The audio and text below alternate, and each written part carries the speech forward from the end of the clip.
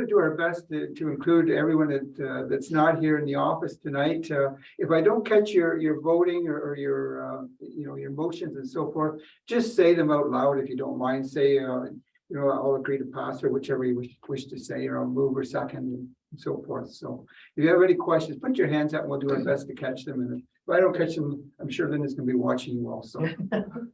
So we'll call our meeting to order. It's about 7:20, and we'll begin with our land acknowledgement statement. It's that the Ganaraska Conservation Authority respectfully acknowledges that the lands on which we gather is situated within the traditional and treaty territory of the Mississauga and Chippewas of the Anishinaabe, known today as the Williams Treaties First Nations. Our work on these lands acknowledges their resilience and their long-standing contribution to the area. We are thankful for the opportunity to live, learn, and share with mutual respect and appreciation. Is there anyone tonight with a disclosure of pecuniary interest? I don't see anyone, so we'll say none. If anyone does, just say so if an item comes forward. I actually will when it comes to our auditors, appointing our auditors tonight. My son works there, and I would prefer I'll let the whoever the vice chair is at that time take over. Minutes of the 2022 annual meeting. They were from February 17th. They've been attached. Can I have a mover to approve those, please? Mover to approve. Adam, second. I wasn't there. Adam wasn't at the meeting, so I'm thinking if Vicky said she would, and Okay. I'm thinking if They don't really have to get the meeting. Don't they? Okay. No. to you don't approve the have to. minutes, okay, No. that's no. fine. It's just approval of the Okay, minutes then that were Vicky and there. Adam, So Vicky and Adam, perfect. anyone with any comments or questions from that meeting? I don't see anyone up there with any hands. So all in favor? That's carried. Everybody can hear me okay on that? Yeah. Yes, I didn't vote because I wasn't at the meeting. Just a little thingy for me. Yeah, okay. And next up, we have reports. We have a presentation of the annual report. I don't know, did these go to everyone? They are online. They will be on our website. No, they have not been mailed. So they are here. These are the reports, and I know, and get a chance, definitely take a look at them. You can pass them on to your council perhaps. We'll answer a lot of questions for them. We have a lot of new councillors that may not be aware of all the work we do, but it goes right from year in review to how for our revenues, our financial summary. It gives our staffing. It tells you a little bit of pretty much everything that we do within the forest center and the forest and clean water, healthy land stewardship, and so forth. So if you get a chance, pass that on to your councils. And I see we have a question, Miriam. Yes, thank you. I would love if you could set aside enough for our council and our directors. I'd be happy. Randy, I don't know if you can maybe bring them home with you. I'll bring them for everybody. Thank you. Yeah, we'll do that because they are very good. They're very good and they tell a lot about us. So I mean, it's good to hand them out if we have enough. Presume we do, Linda. We printed 75, So we should be good. Good. Any other comments or questions? I mean, these are great booklets, so I hope everybody takes a gander at them. Move on. No, you just read that. Oh, I just have to have a mover and a seconder that the 2022 annual report be adopted as presented. Can I have a mover and a seconder to do that? Randy, second Adam. Anybody else, any comments or questions on those? None, all in favor? All in favor up there, and it's carried. Thank you.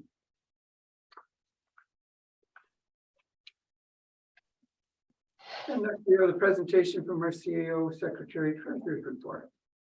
Thank you, Mr. Chair. Mr. Chair, members of the board. The 2022, as we all know, was a very busy year for the Conservation Authority, and it came without some definite challenges. As we were recovering from the reduced programming due to the pandemic, in May, a derecho storm went through a portion of Ganaraska Forest, resulting in severe damage. Staff worked diligently for the remainder of the year to clear trails, which will continue through to 2023. Bill 23 was also introduced in the fall of 2022, coinciding with the conclusion of the municipal election. Conservation authorities across the province are still reviewing the impact of the bill on conservation authority services. Despite the challenges, Ganaraska Region Conservation Authority accomplished many great works, as outlined, as the chair has said, in the annual report, which is presented in digital form on our website as well as the printed form. At this time, I would like to add my personal thank you to the staff of the Conservation Authority. Their hard work and dedication by all staff is very much appreciated and can be seen every single day throughout this organization. As I mentioned, there were many projects and initiatives in 2022, and you'll see that in the annual report, but it's the commitment of the staff to their jobs that result in these successes. At this time, I would also like to take a moment to acknowledge Jerry Houston, who passed away on January 28th, 2023. Jerry first joined the board of directors of the Ganaraska Region Conservation Authority in 1977 as an elected representative from the town of Port Hope in those days, now the municipality of Port Hope. Jerry became chair of the Conservation Authority Advisory Board in 1978 to 1980, and at the same time he served as vice chair. And he was chair of the Ganaraska Region Conservation Authority in 1981 through to 1997. He was also chair during my appointment as the CAO Secretary Treasurer. Jerry was also vice chair of Conservation Ontario in 1994, and he became chair in 1996. He stepped down from the Ganaraska Region Conservation Authority in 1997 after serving 19 years. I just wanted to take that time to acknowledge all the service that Jerry gave to the Ganaraska Region Conservation Authority. I would like to thank Mark Lovshin, Chair, and the previous Vice Chair, Jeff Lees, for their support in my role as CAO Secretary Treasurer. This past year has brought challenges for all of us, and I'd like to add my personal thanks to them for their guidance, their vision, and support in meeting those challenges. As well, on behalf of all the staff, I would like to thank the members of the board of directors for their support. The respect and appreciation that was shown to staff throughout the year by every board member is greatly appreciated. To all those members who have moved on to new challenges, staff wish them well. And again, thank them for their support and dedications to the programs and services of the Conservation Authority. As we move into 2023, we see signs of the world moving forward with the forest trails reopening in the spring. Staff will continue to advance programs and services and strive in the good work of the Ganaraska Region Conservation Authority. Thank you, Mr. Chair. Okay, thank you, Linda, and thank you for your kind words for both Jeff and I. Much appreciated. It was a bit of a challenging year for us, but we did get through it, and we're looking forward for the years to come.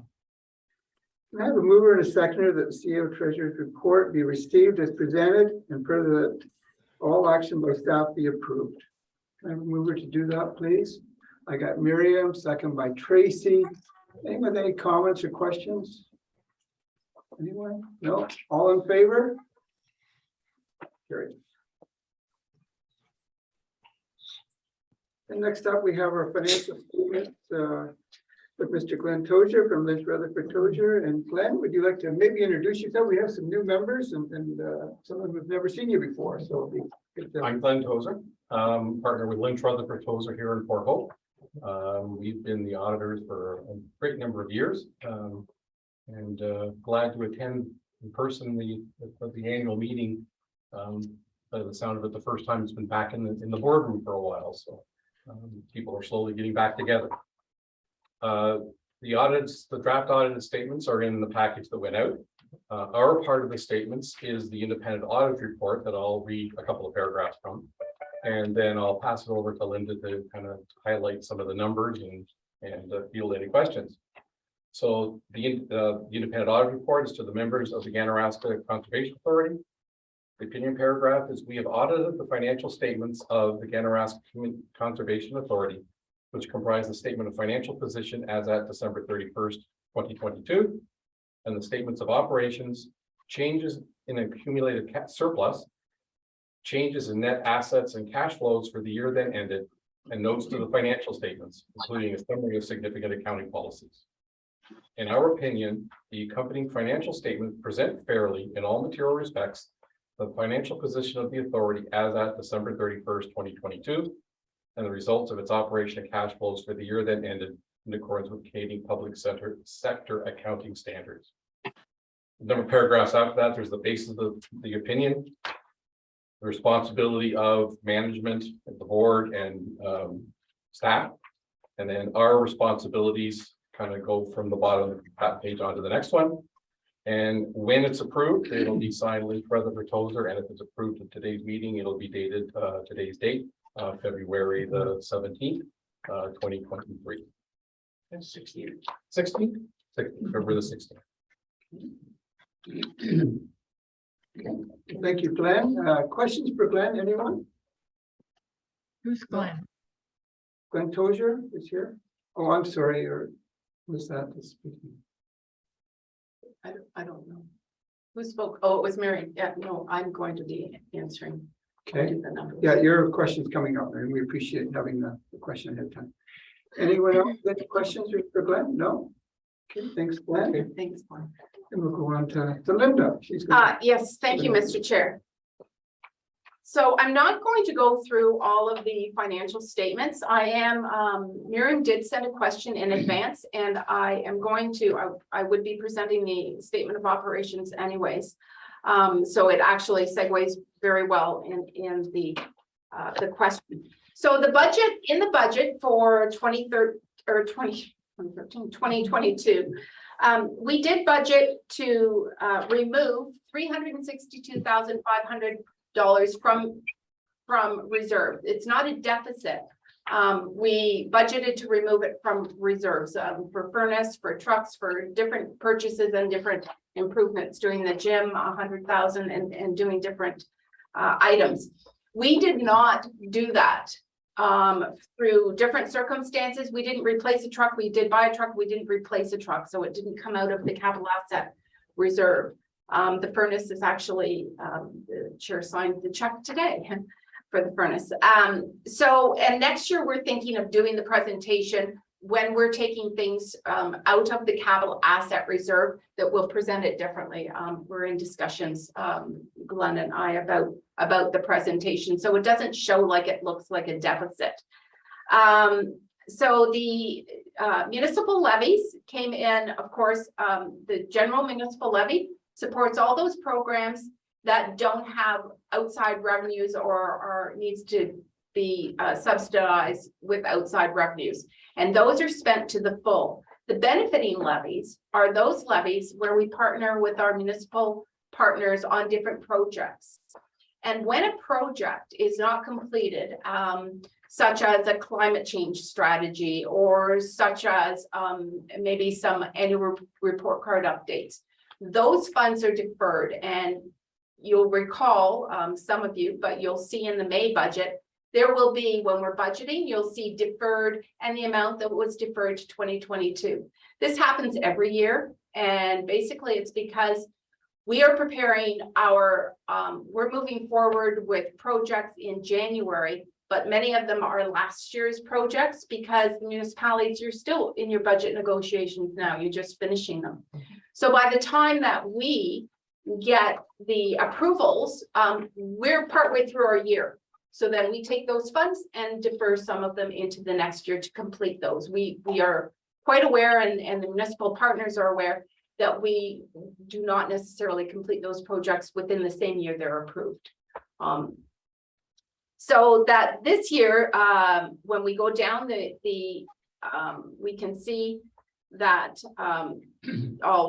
for example, I'll say the forest membership and sales, we had budgeted 395,000. There's 168,000. We did defer roughly 100,000 because we have given extensions for the membership program. So we need to extend some of those revenues in to match the expenses for those memberships that are going to be coming in 2023. So the bottom line, Mr. Chair and members of the board, is that there was a small surplus of 50,744,000 that will go into the surplus. If there's any other questions, I believe that I have answered all of the questions that were in the email received. Is there any questions by any board members? Anyone? No, Miriam, your question was answered and you're satisfied? Yeah, Yes, thank you for checking in. I knew there was some details that I may have missed, so I appreciate the explanation and the opportunity to ask the question. okay, thank you, Miriam. Anyone else? No, so need a mover and a seconder that the 2022 financial statements be adopted as presented. Can I have a mover and a seconder? Adam, second by Randy. All in favor? Aye. All in favor, and that's carried unanimously. I guess, Linda, I turn it over to you now.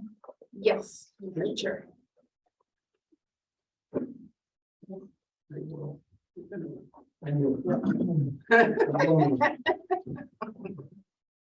Pick me up. Can I have a motion that Glenn Tozer be appointed as election chair? Moved by Vicky, seconded by Adam. Sorry, I'm not looking. Sorry. But yeah. I will try to look up. I have another motion. Now, we don't have, I'm the only one in here. So should there be an election, in the event of an election, that I be appointed the scrutineer for the paper ballots, and that then I would also have to create I will create a confidential poll online, and it'll just take me a couple of minutes. It just means to go in and do a poll to be conducted, and then you would reply back to me. Oh, sorry, there's somebody in the waiting room. I can't read it because my eyesight just, could I have a mover and a seconder for that? Sorry. Miriam and Bruce.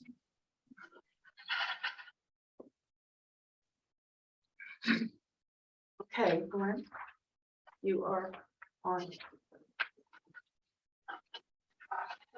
Okay. Well, first, we will be calling for nominations for the office of Chair of the Ganaraska Region Conservation Authority. So first question, anybody has, Vicky? I would like to nominate Mark Helption. And is there a seconder? Adam. Okay. And before we go on, are you willing to stand, Mark? Sure, yeah. Yes. Okay, are there any further nominations for the office of Chair of the Ganaraska Region Conservation Authority? And asking for the third time, is there any further nominations for the office of Chair? Seeing none. I ask for a motion that the nominations for the position of Chair be closed. So moved. And a seconder?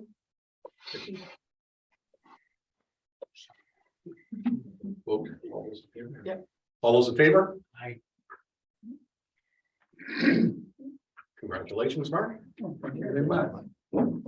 Second, we have, I need a motion to nominate someone for the office of Vice Chair of the Ganaraska Region Conservation Authority for 2023.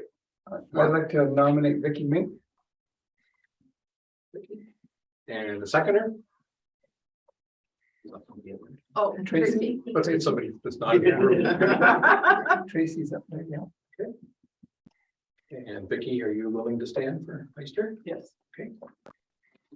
And second request for nominations for the position of Vice Chair. And third and final question, is there any nominations for the position of Vice Chair of the GRCA? Seeing none, I'm now asking for a motion that the nominations for the position of Vice Chair be closed. And seconded. Okay.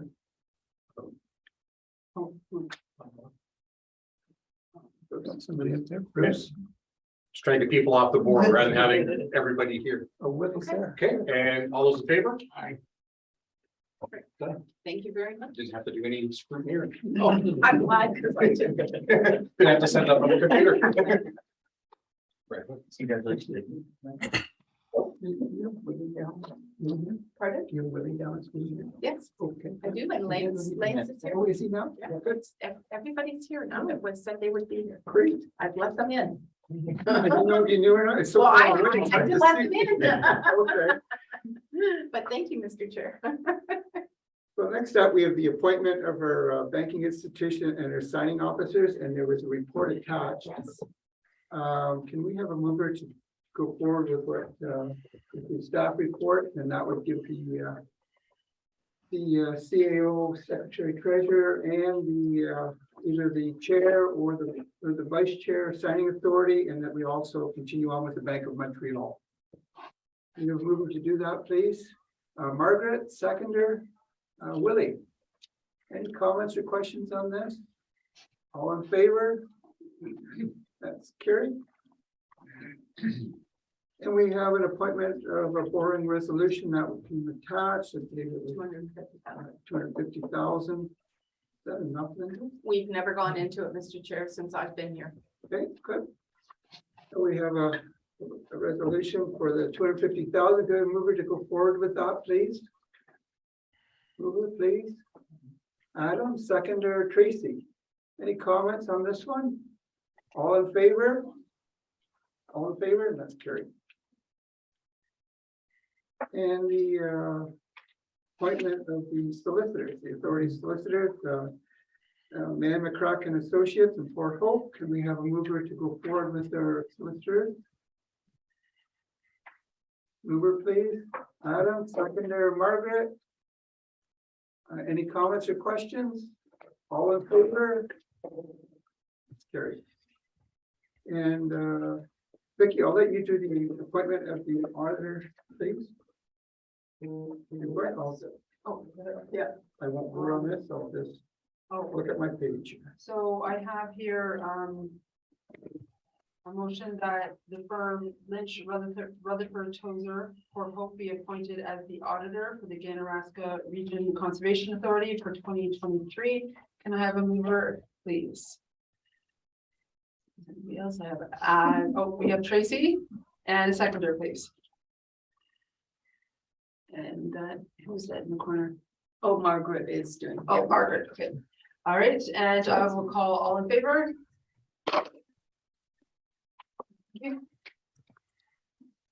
Okay. And next up, we have the appointment of our Conservation Ontario voting delegate and an alternate. And I believe it's in the report. It'd be myself and Linda that would do this. So can I have a mover and a seconder for this, please? So moved. Randy, seconder. Seconder, please. Willie, anybody with any comments or questions on this? No, all in favor? That's carried. Thank you. And we have an appointment for a board member to the Recreational Users Committee. We have a staff report attached.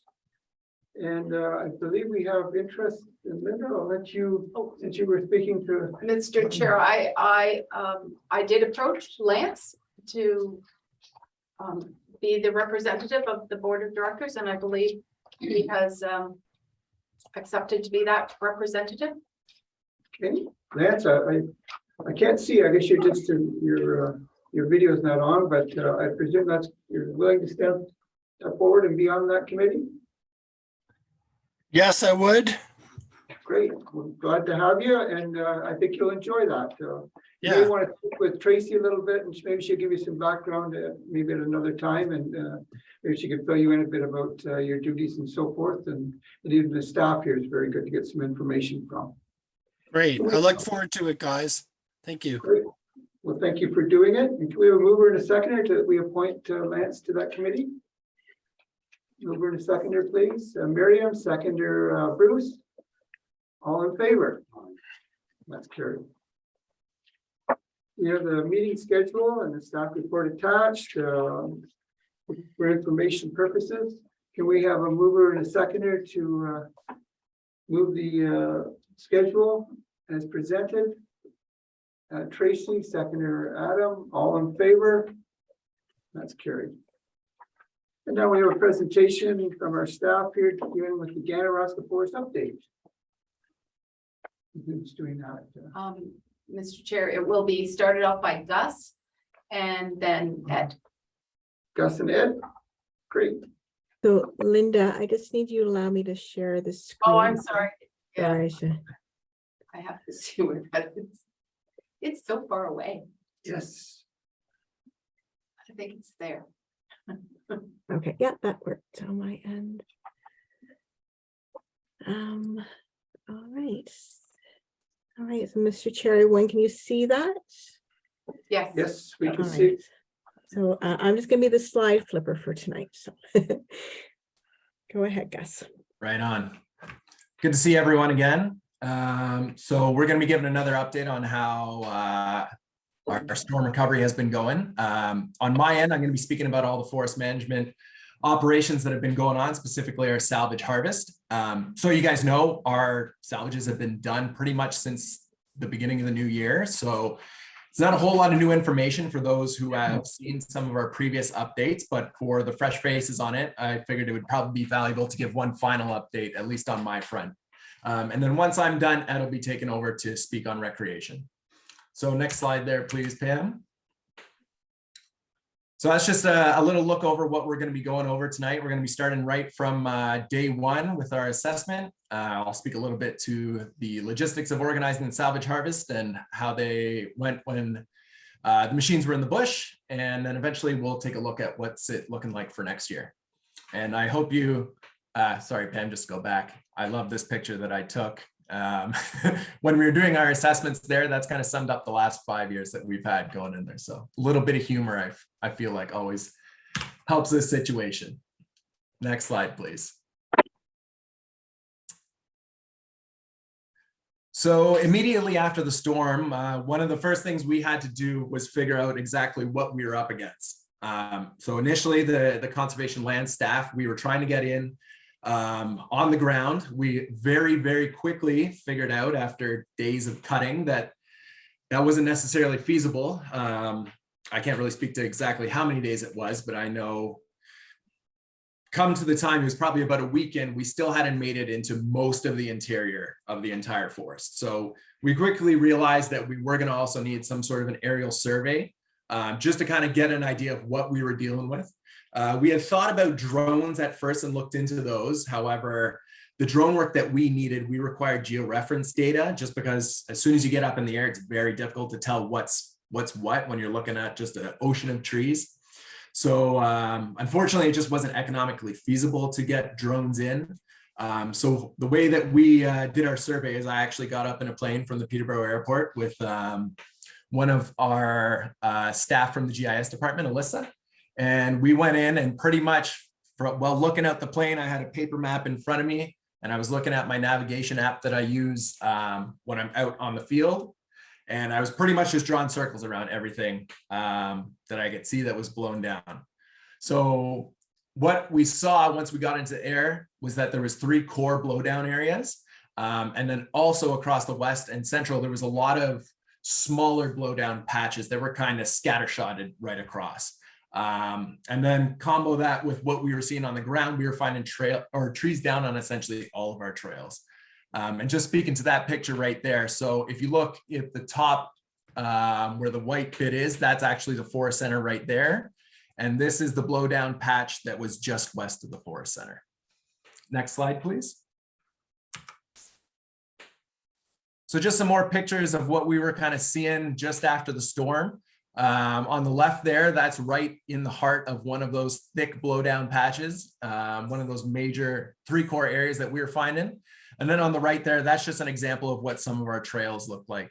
You can kind of just make it out from the bottom there that there is a trail underneath all those trees.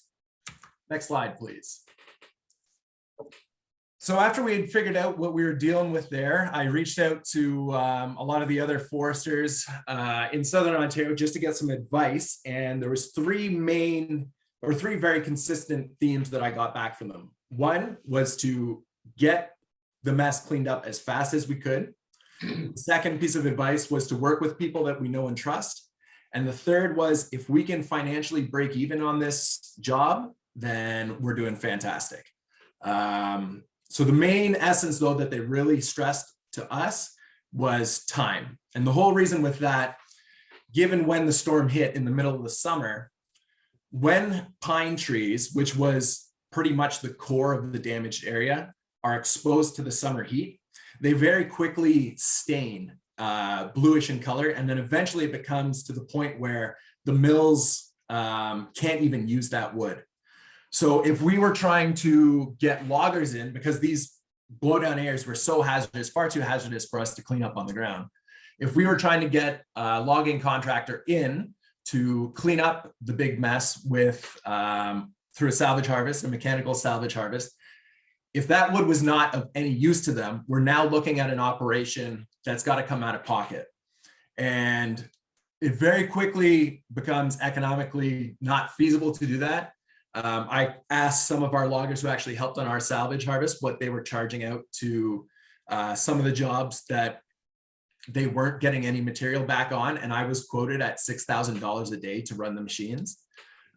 Given that our salvage operation essentially went the entire summer right up to the new year.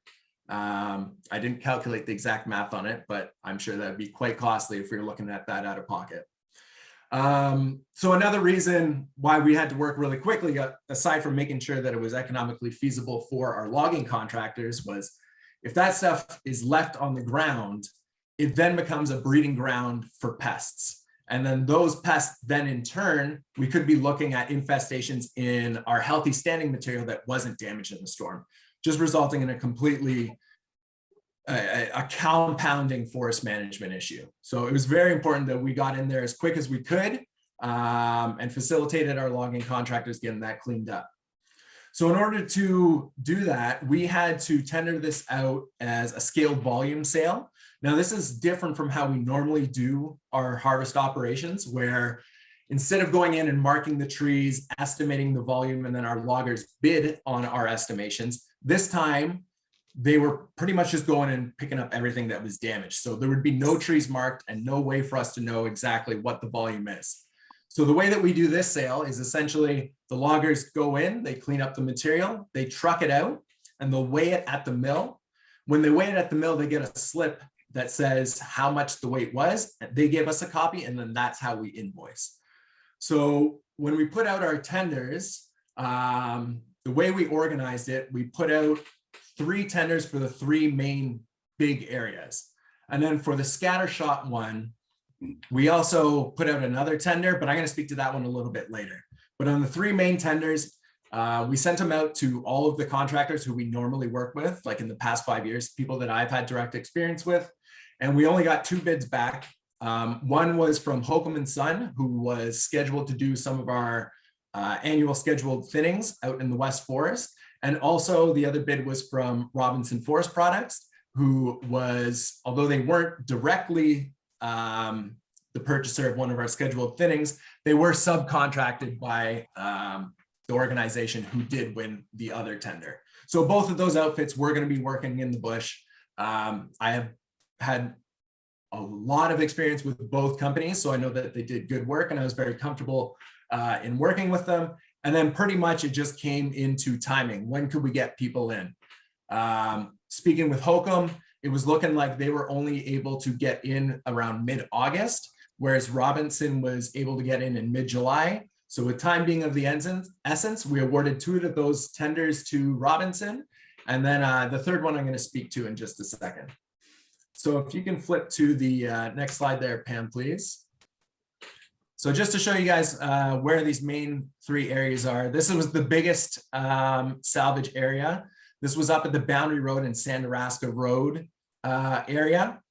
All the areas that I've outlined there, those were the core blowdown areas. There were some smaller patches that were scattered in there. But I would say overall, this is probably the hardest hit area from the storm. All these areas were also recently harvested stands back in 2017 and 2019. So they're pretty freshly cut, unfortunately for us. And then once we got the machines in, we very quickly realized that all the disturbance that we were creating by getting to all of the small blowdown patches, it was probably worth it for us to just thin the rest of the stand at the same time, just to save us coming back another time, like 7 years in the future. It just gives it a little bit more time to rebound as a whole. So the way that we did that, Ryan Adams from Northumberland County, he came out and assisted us. And we essentially went in and tree marked the rest of the standing material so that as the loggers were in there working on the salvage part of it, cleaning up all the down material, once that was done, they could get the rest of the standing material and thin that to our prescription. Next slide, please. So the second salvage area was the Boundary Road and Porter Road area. This one also was awarded to Robinson Forest Products. In this tender, so this one was probably the one that was hit lightest of all the others. It was some pretty marginal material that was blown down, a lot of poplar. There was a section, that compartment D4C, which you can see in the middle there, that was all first thinning, very skinny red pine. A lot of stuff that really you can't market to loggers all too well. So the way that we increased the marketability of this area to our contractors was we included some undamaged standing red pine and other softwood plantation material that was in the general area.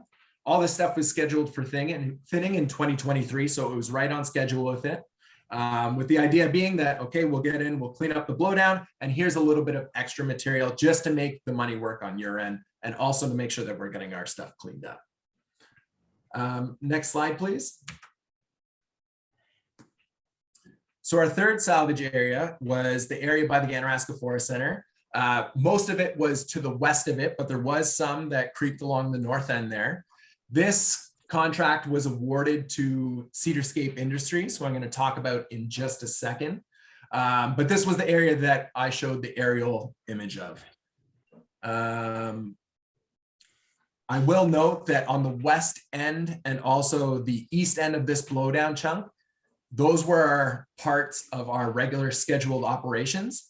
So we actually had to do a partial reimbursement to both Hokum and Penguin Poles, the people who had those tenders awarded, just to reimburse them for the area that got blown down, because they wouldn't be receiving that material. It would instead be the salvage contractors who were coming in.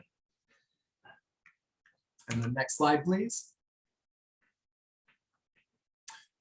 And then on this image, this is highlighting that scatter shot of blowdown patches that we were seeing from the air. So everywhere on those maps that you see the pink little circles, those were all patches of blowdown that we were seeing from the air. We confirmed this on the ground. And then after seeing that, we had to think about how can we make this as efficient of a cleanup as possible. So I spoke with Ed and the rest of the conservation lands team, and the idea that we came up with was to work out an agreement where loggers can come in, salvage the material in these small blowdown tracks on the house. And in exchange, we would send them down a predetermined route so that they could also clear any blockages that were along the way, but at the same time, take care of some of the hazard tree issues that we've just had built up over the years.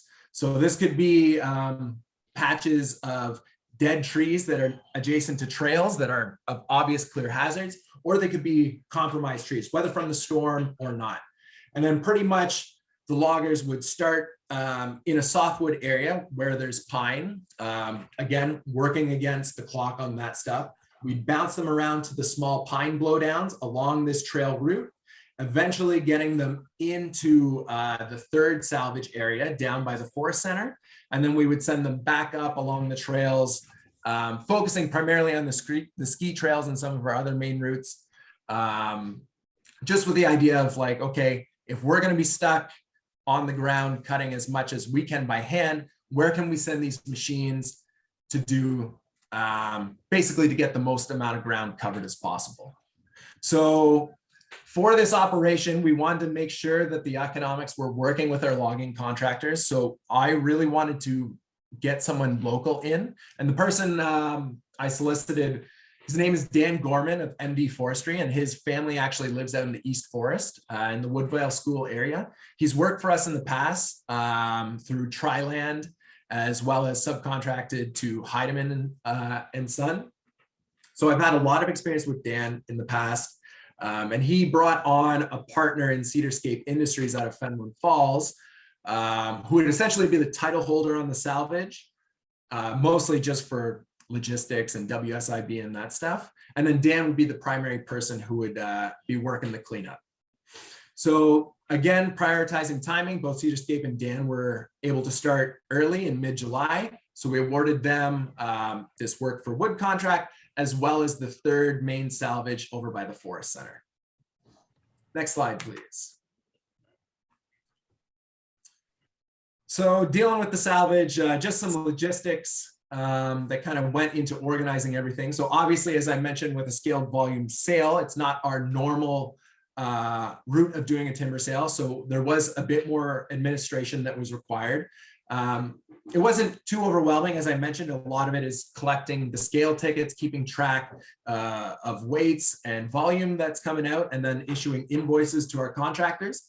And then, of course, because there isn't marked trees that the loggers are taking out, it also required a whole lot more supervision.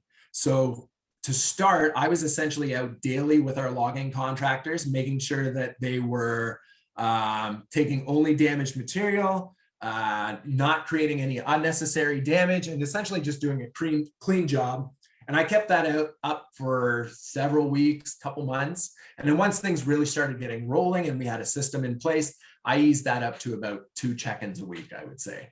A lot of that is also because our regular thinning operations were also undergoing at the same time. So I was doing quite a lot of inspections in the middle of the summer there. And with that, yeah, so another challenge with the salvage operations was that it would also be overlapping more with breeding bird season. So normally our harvest seasons start at the beginning of August so that it misses the core breeding period of birds here in Southern Ontario. We were worried about that overlap, so we consulted federal advisors about it. And the feedback that we got essentially is you're able to go in and do any operation that you like, as long as you can prove that you aren't disturbing any breeding bird habitat. So our logic behind the operations and coming in about 2 weeks earlier than we normally would was that, one, we would only be working in the blowdown areas and the select standing area. So it's a very defined area. Everything was blown down and destroyed. So any habitat that was there, unfortunately, has been destroyed in the windstorm.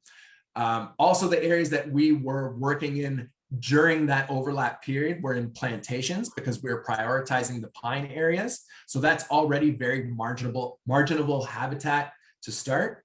And then also any standing areas that we were going to mark was going to be done by a certified tree marker. So if we were encountering any signs of breeding birds or habitat values such as stick nests, we would be on the ground protecting those areas with buffers so that operations wouldn't impact those areas.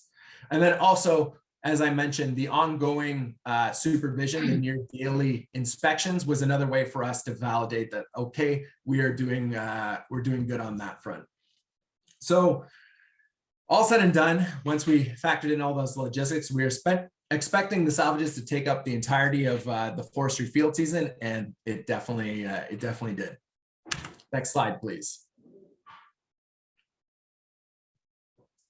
So yeah, once the salvages got underway, as I mentioned, they started in about mid-July, began with the first salvage area up in the Boundary and Ganaraska Road area with Robinson, and then the wood for work tender working at the east end of the Central Forest with Cedarscape.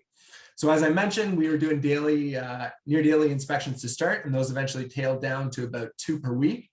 When it came to Robinson's operations, everything was generally smooth with them. You get the odd mechanical hiccup here and there, but that happens in every single logging operation. So as far as was concerned, everything worked just smoothly, exactly how we would expect on any other operation. However, with Cedarscape, we had quite a few issues. Mechanical breakdowns were a very big thing for them. They worked, I would say, probably maybe a month and a half before the mechanical issues really started. And eventually they actually weren't able to finish in the third salvage area because of these breakdowns. So we actually had to kind of work around those breakdowns to get the rest of the material salvaged and cleaned up. Next slide, please. So with Cedarscape out of commission, we had to figure out how we were going to get the entirety of that blowdown cleaned up. So if you look on the map, all of the pink dots there, that is the approximate area that was blown down. The green areas are the areas where our regular scheduled thinnings were taking place. So as I mentioned, there was some overlap between these areas, and that is actually the avenue of how we got the rest of this stuff cleaned up. So Hokum, they moved over, I would say probably September or October, I believe, into that final area. It's actually compartment 25D on the left-hand side over there. And we got them to clean up the blowdown that was located in there. And then out in the east end of the blowdown, it was pretty marginal stuff that got impacted. So we actually ended up getting that cleaned up with a contractor named Eric Litz, who Ed was working with, where essentially he went through and blasted through the trails, clearing all of the blowdown out of the way. But the small couple patches that were trail side of blowdown, that area still remains. Next slide, please. So the final results of our salvage, how did we do? I would say that probably about 90 to 95% of the down pine material in the forest has been cleaned up. That is awesome. I don't think we could have really done better. We were helped along the way just with the nature of the storm damage, really. I think that was probably our biggest helper. A lot of the areas that were blown down were blown completely over with the root ball still intact versus being snapped at halfway point. And when the root ball is still intact, that just prolongs the period that the tree has before it starts desaying. Once that snap occurs and it gets exposed, the water transport in the tree stops completely. That's when you get that rapid onset and degradation of the material. So the fact that most of the stuff being completely blown over, that really helped us in salvaging nearly everything in those big three core areas. So for Robinson's operation on the first and second salvage area along Boundary Road, we had a total of 126 truckloads come out, equating to about 7,400 tons of material. Of that, we yielded about just under $52,000. So as I mentioned at the beginning of the presentation there, when our goal was just to break even, it was nice that we were able to get a little bit of revenue back in this to help us fund some of the other efforts that we were doing in our cleanup in the forest.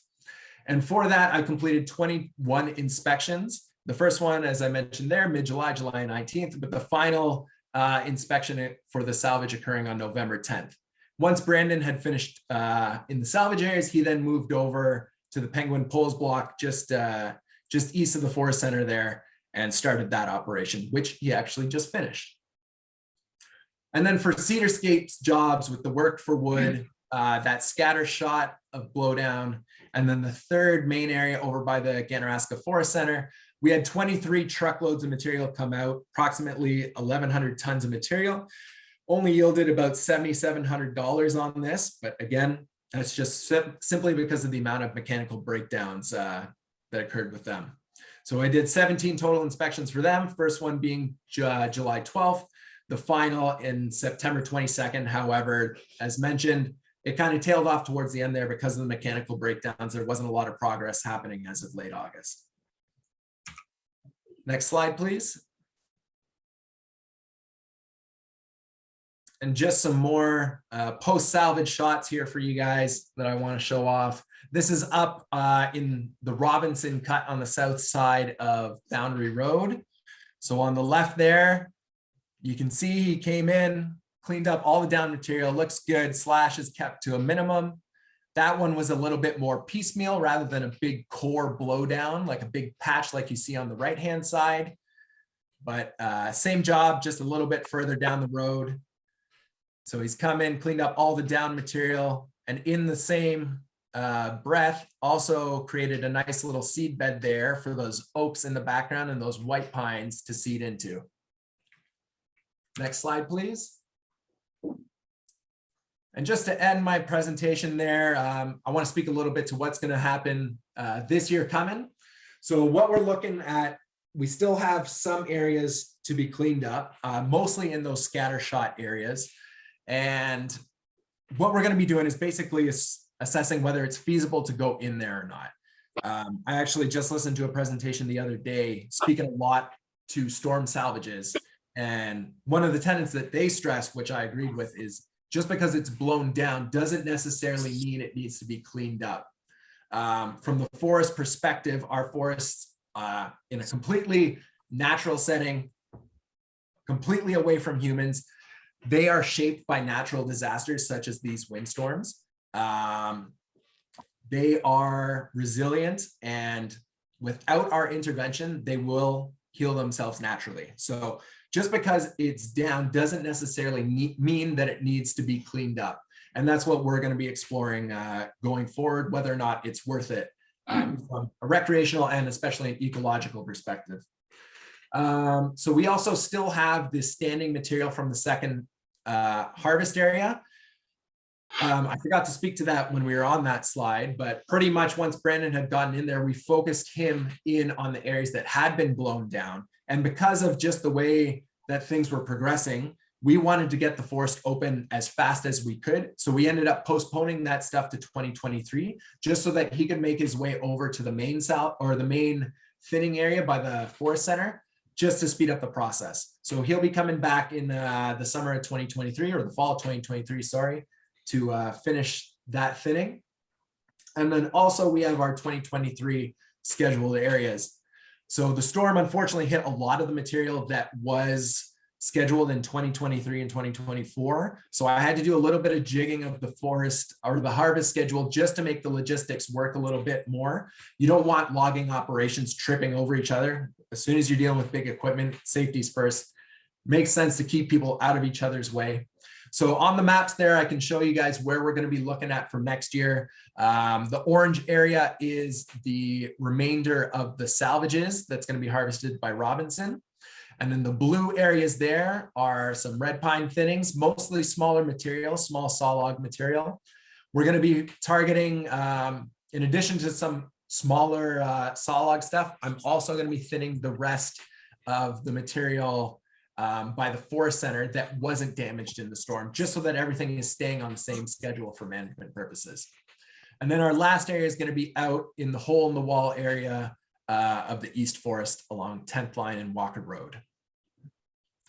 And then finally, this is just to end off, we're also going to be looking at restoration opportunities for the blowdown areas. So as I mentioned, we don't necessarily need to go in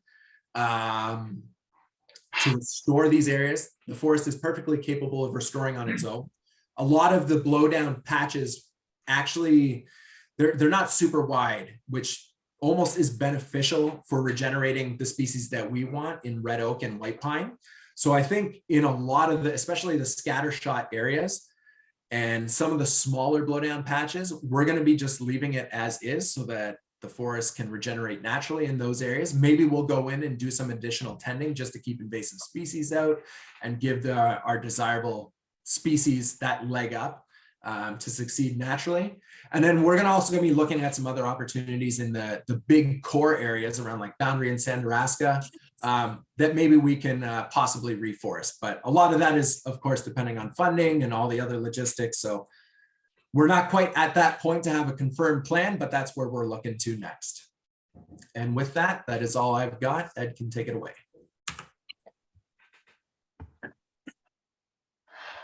Hello, everyone. My name is Ed Van Osh. I'm the Forest Recreation Technician at the Ganaraska Forest.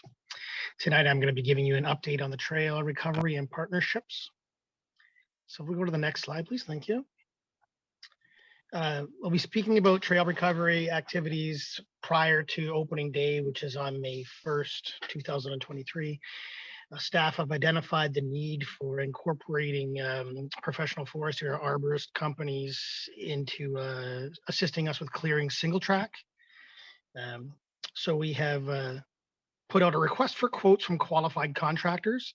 These quotes are due for February 28th, and we have received several interested contacts.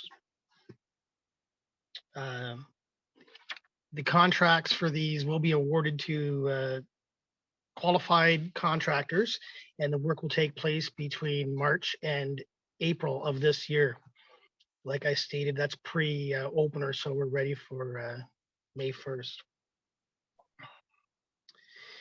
The work that will be undertaken by these contractors will start from the parking lots and move outwards through predetermined clearing zone by zones. In addition to contractors, staff are being utilized to clear single track, leading from the Ganaraska Forest Center, eventually meeting with the contractor work sites. Next slide, please.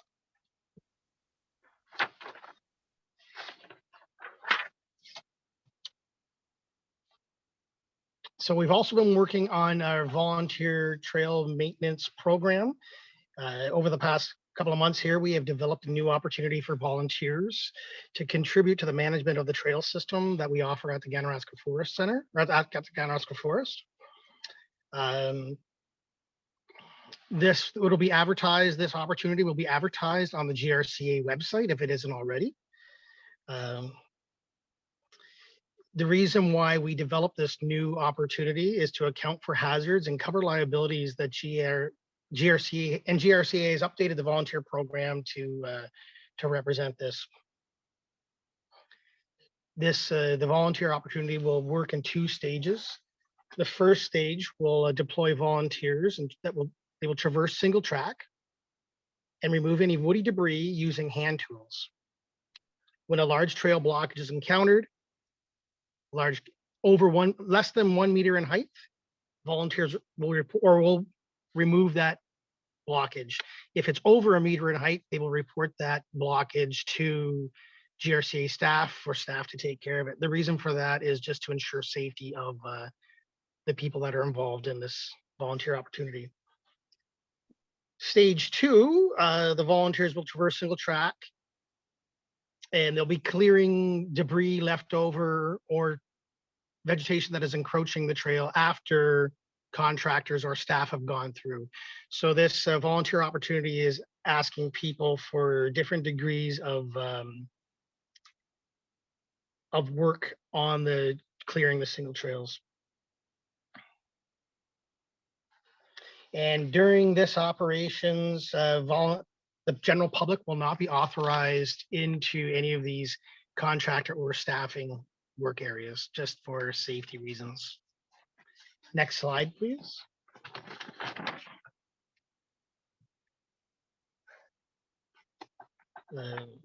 Trail maintenance agreements. GRCA has been working diligently to partner with other organizations that are interested in adopting trails within the Ganaraska Forest. Most recently, Peterborough Trail Builders Association has signed into an annual trail maintenance agreement. That agreement allows them to adopt single tracks within the Ganaraska Forest, leading from the Ganaraska Forest Center. And we are currently working with the Ontario Federation of Trail Riders in developing a similar agreement. So that is positive on our end. Next slide, please. And on our winter trail system, cross-country ski trails have been groomed and they are now open. Same with the snowshoe trails are open in the Central Forest. We recommend that everyone that accesses the snowshoe trails due to the typical icy conditions found this time of year, that they should be utilizing snowshoes or footwear with ice cleats. And it is just a reminder to anybody coming to the Ganaraska Forest that the ski trails are exclusive to cross-country skiing only January 1st to March 31st annually. And I wanted to inform people that when they are on any of our winter ski trail system, people will see the evidence of the derecho storm, remediation from these storm efforts, or recent logging activities. So it'll be very evident to the general public about what we've been dealing with here. And to accommodate operations, the Blue Trail and the horse trailer parking lot will remain closed until further notice. And lastly, for the winter trail system, anybody that's interested in snowmobiling at the Ganaraska Forest, I'd like to direct them to the Ontario Federation of Snowmobile Clubs website for any updates on their trail system.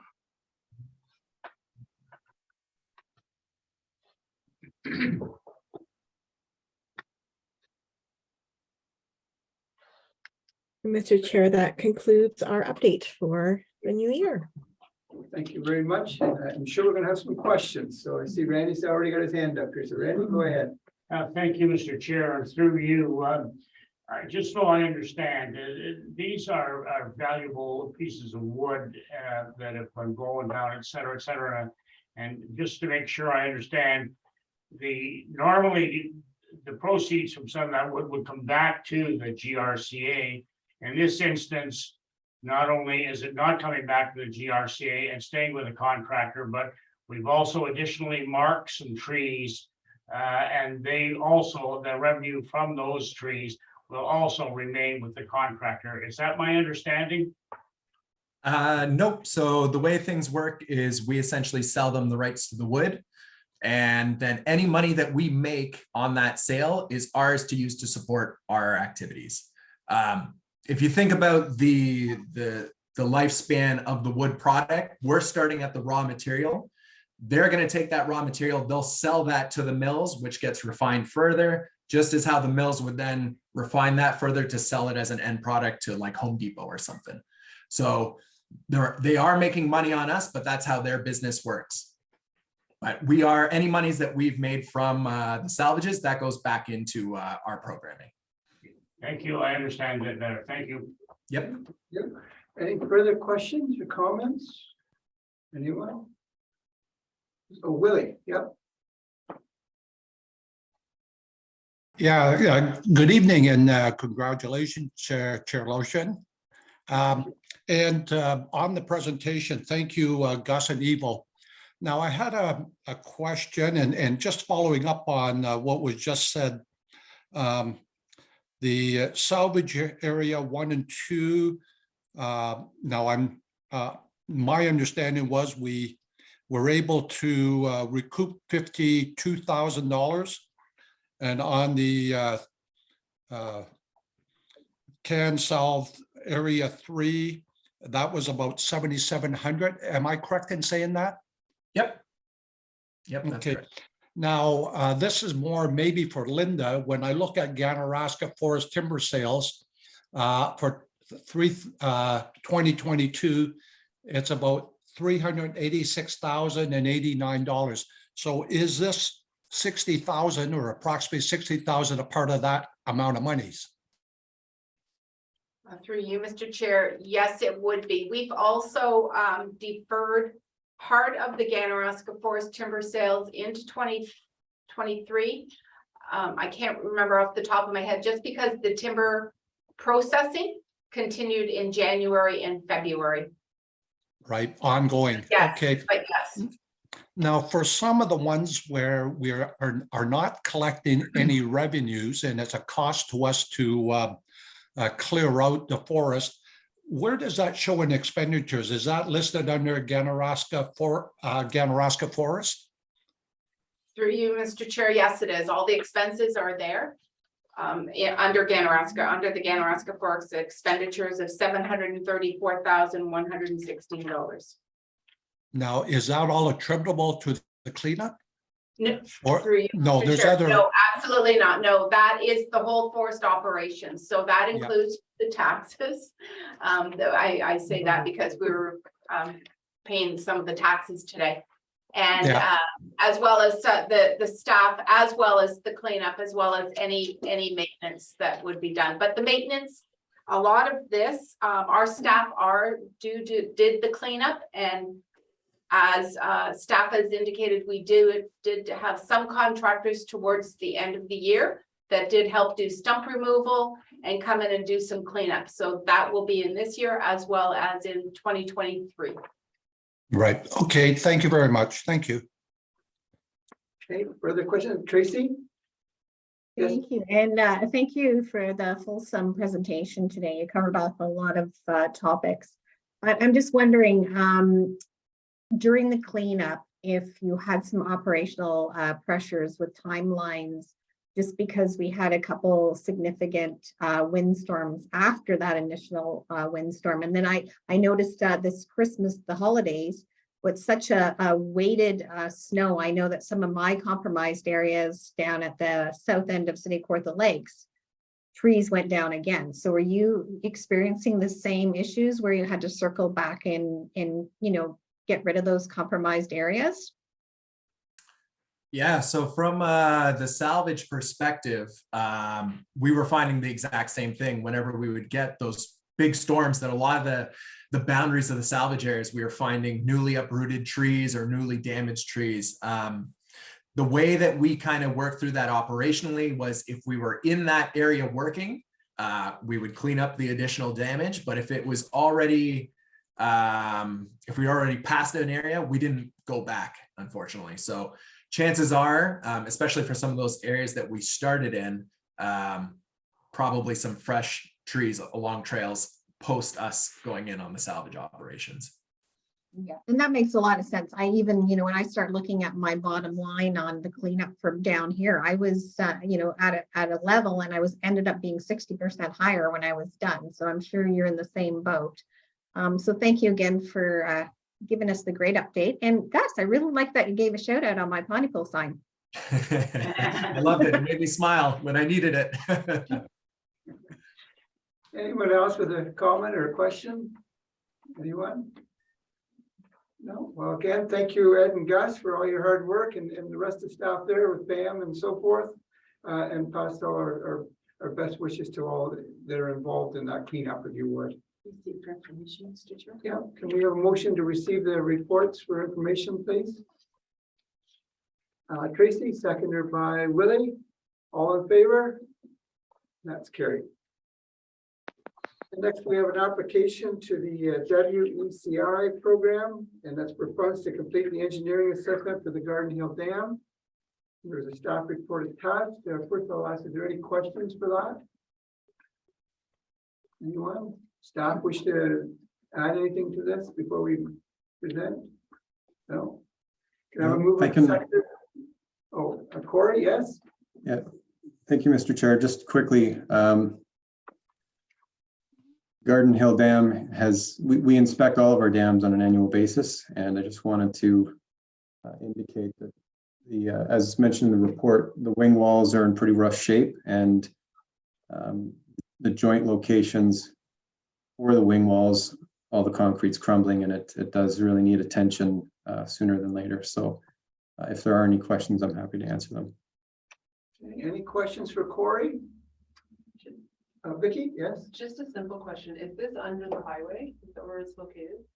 Whereabouts is it located, Corey? Is it under the, Vicky's asking, is it under the highway?